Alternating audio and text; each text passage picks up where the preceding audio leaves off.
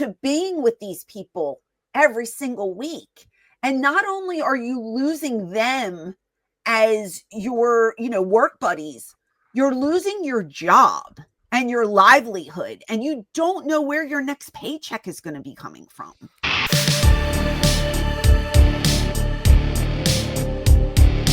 Today's an interesting day in the history books. Yeah. Perhaps not maybe the most fun history, but history nonetheless. Queen of Extreme, welcome in here. Thanks. To a little Eyes Up Here extra. Yeah. A little somber Eyes Up Here extra. It's a sad day. When somebody pointed this out to me today, I was like, that's really sad. Because I didn't put the dates together. Like, it was just like, today's what, Tuesday?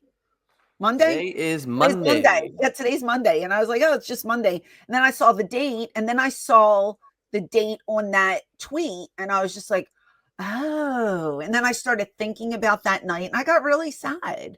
Oh. So, yeah. Because think about it. Okay, so what we're speaking of is the last ECW show ever, which we always say is so ironic because it was in Pine Bluff, Arkansas. Pine Bluff, yes. And I don't know if that was our first time there or not, but they got the very last ECW show ever, ECW live show ever. And a lot of people were commenting like, that's not right. It should have been held at the arena and all this stuff. And I'm thinking to myself, well, we kind of were hoping there was going to be more shows after. You know what I mean? Like, nobody, we knew, I've explained this so many times. We knew we were coming to an end, but we were hopeful that something was going to happen that was going to be like a savior.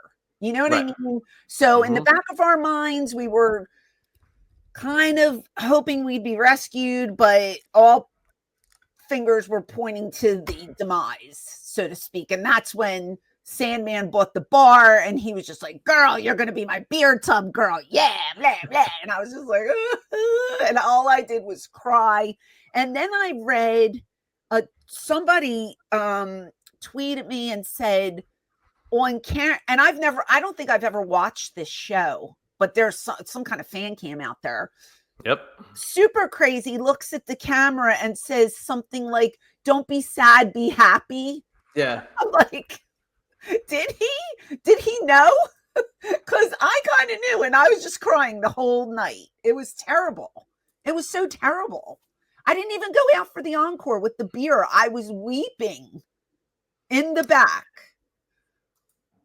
It's just I'm speechless because this is I can't believe that Pine Bluff, Arkansas is the end of ECW. That's what everybody was saying, Yeah. And when you work somewhere for, over 7 years of your life, and you're with these people week in and week out, and I've said it a million times, they are my family. To this day, we're still family. We'll always be family. But you're so used to being with these people every single week. And not only are you losing them as your, work buddies, you're losing your job. Right. And your livelihood, and you don't know where your next paycheck is going to be coming from. And the panic sets in. And then it's like, what do I do? Some of the guys were able to pick up the phone and call somebody in the office from WWF or WCW at the time. I was not one of them. I didn't have any connections. I didn't know anyone. To be quite frank with you, I had no desire to be working with either company. I went straight back to the indies because, to be honest with you, I never did the indies before. I did like an indie show here and there when, for whatever reason, ECW let us, and I would either be with like Shane or Tommy or Carino or one of the boys, and we would all go together, right? But I didn't even have connections with any of these promoters. So I was counting on the other guys to like help me. And we were helping each other get booked and traveling with each other. And I didn't have that little Rolodex of people. I didn't even know what I was going to do. It was like, okay, I'm going to be working at this bar, which I think I worked there. I went 2 nights, never did the beer tub. I sat at the bar and never got a check, never got paid. by night 3, I was like, I'm not going back there. It was so new that like nobody was even going in there. So there was no reason to have a beer tub. So I was like, okay, well, that's not going to work out. I'm not going to be a bartender because I don't know what the hell I'm doing. What do I do? So the panic was setting in, and it's just like, man, I'm still young enough that I can work, because I was only like, what was I, 30? 29, 30? Something 2001, like so that's 20. I was 24 years ago. I was 29. Yeah, still being able to do stuff, and just paranoid because I was just like, I don't know what the future holds. What am I supposed to do? And I'm not going to see these people anymore. You know, we're never going to all be together. And these are people that I loved, but also trusted with my life. Right. So now what do you do? And one person missing from this show. Paul Heyman did not come. And I know like not the full roster was there. Not everyone on our roster made this show.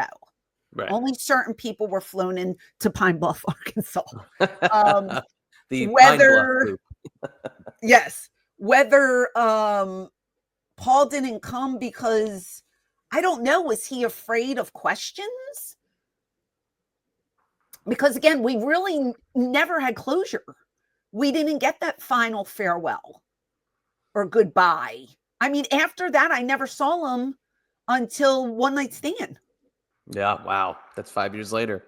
No. The first one, 4 years later. Yeah. Yeah, because there was nothing done. There was nothing done that year. 2002 is when I joined TNA, did my little brief run there, and then MLW, and then I was just doing indies. And then I saw him at One Night Stand, and that was it. I hadn't talked to him. Well, I talked to him because I got that offer to go in. Right. So let me just pause right there. So that's not that far after the closure. So that's probably, is that now, again, I know this can get into the memory bank. Yeah. Do you know if that was around, so ECW closes in January. Yeah. WrestleMania is in March, April of 2001. Yeah. Was it after WrestleMania or before WrestleMania? I don't remember when. I want to say it was March, but I could be 100% wrong. I don't remember. I do remember Tommy saying that he's like, they called you before they called me. I don't know when they called him, but Paul had called me, and that was the first time I talked to him since we closed. Right. But okay.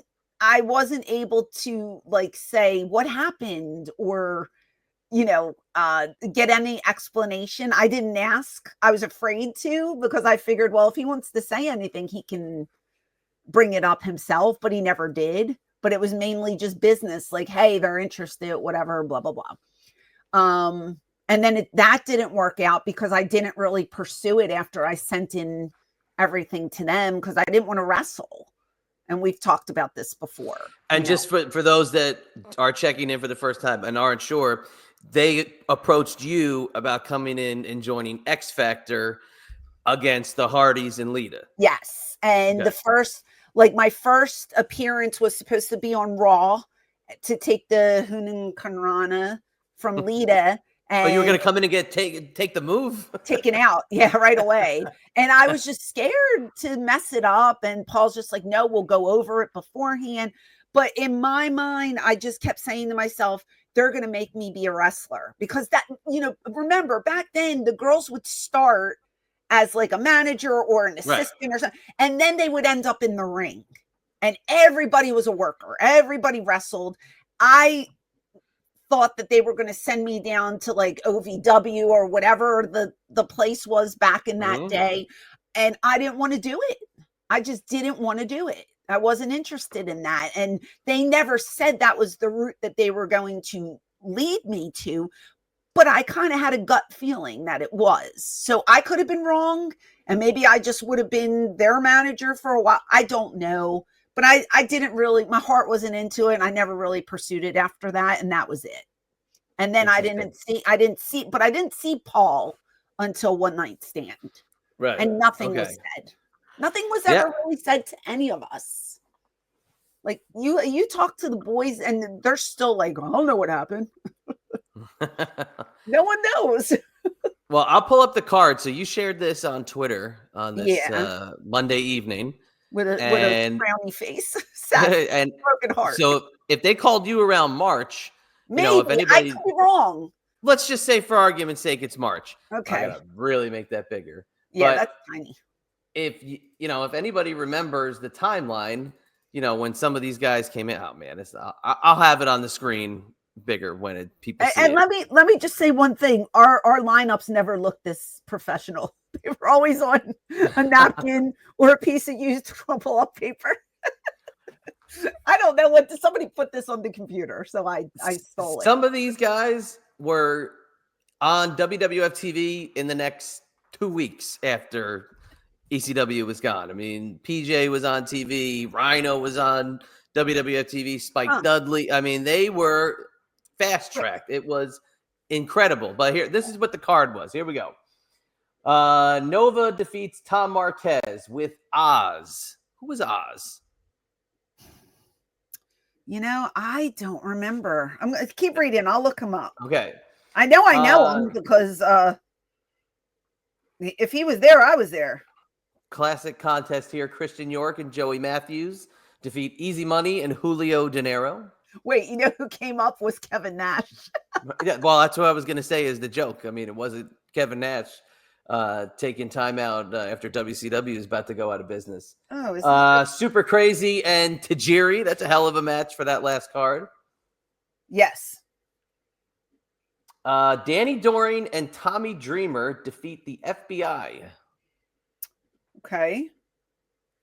So interesting pairing, Danny Doring. Yeah, and Tommy Dreamer. that is. I don't remember why that was it.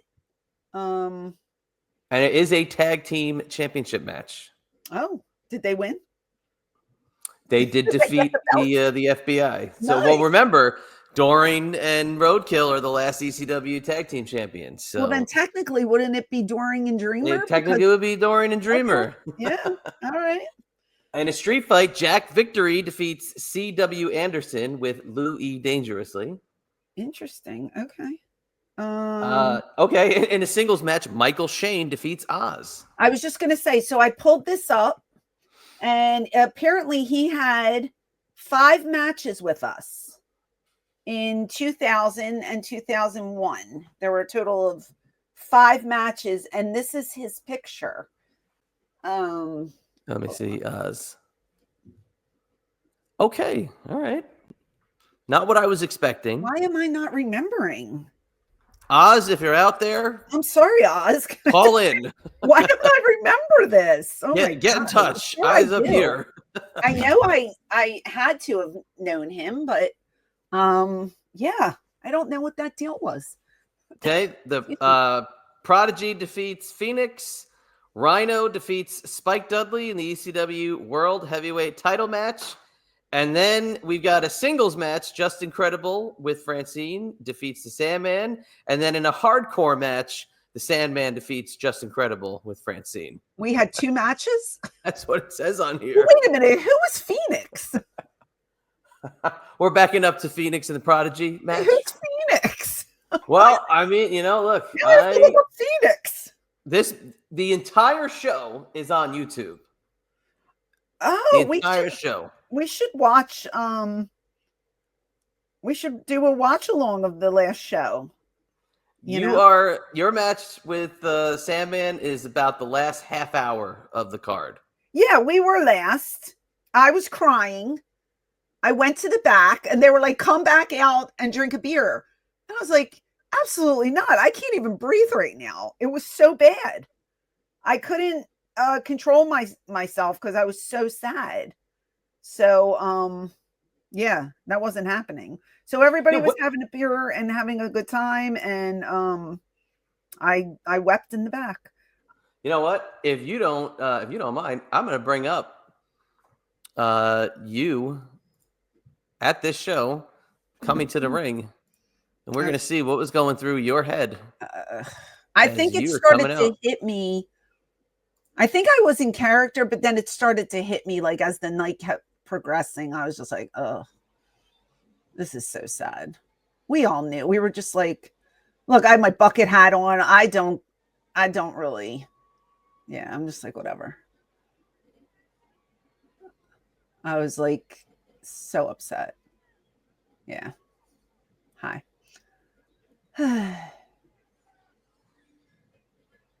Hardcore wrestling TV. Okay. I mean, they're pushing the limits here, this hardcore wrestling TV. Yeah. But you could definitely, this is a subdued duo for sure.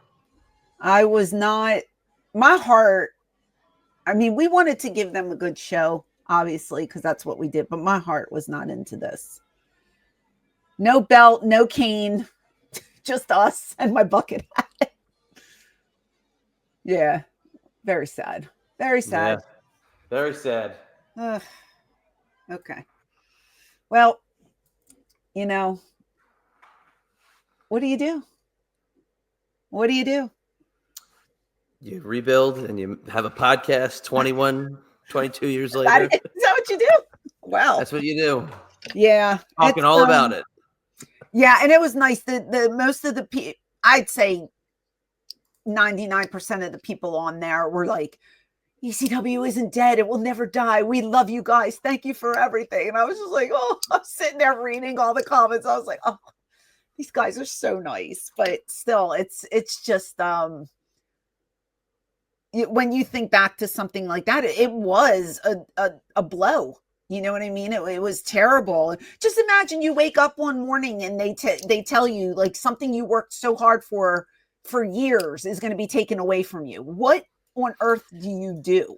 The only thing I can say is thank God I didn't have a family that depended on me. Right. It was just me. You know what I mean? Like I was still living at home with my parents at the time.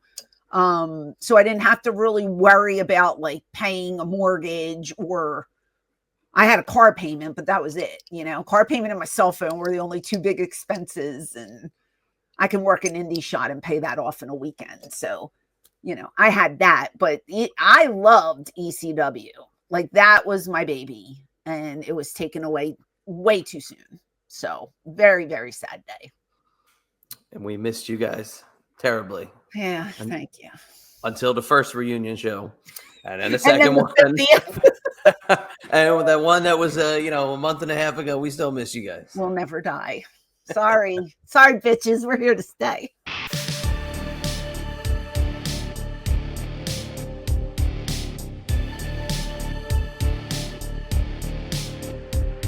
Hey there, it is the Queen of Extreme, Francine from ECW. Do you want to see more of me? Click over here to watch another video, or click over here to listen to my podcast.